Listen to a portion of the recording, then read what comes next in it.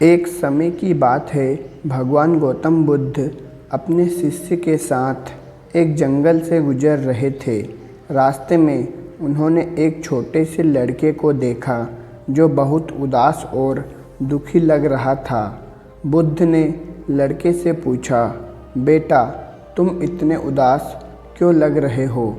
लड़के ने कहा, मैं अपने माता पिता की मृत्यु के बाद से बहुत दुखी हूँ। मुझे लगता है कि मैं अपने जीवन का अर्थ खो दिया हूँ। बुद्ध ने लड़के को एक कहानी सुनाई।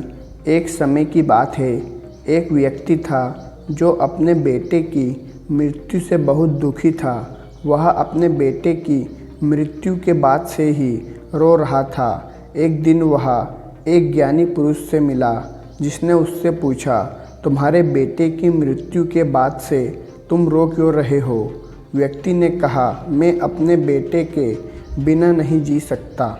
ज्ञानी पुरुष ने कहा, तुम्हारे बेटे की मृत्यु के बाद से तुम रो रहे हो, लेकिन तुम्हें यह पता है कि तुम्हारे बेटे की मृत्यु से पहले तुम्हारे माता पिता भी मर चुके थे। क्या तुमने उन्हें भुला दिया है? व्यक्ति ने कहा, नहीं, मैंने उन्हें नहीं भुलाया है।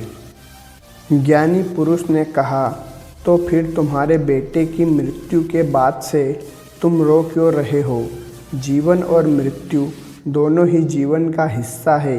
हमें जीवन को स्वीकार करना चाहिए और मृत्यु भी स्वीकार करनी चाहिए।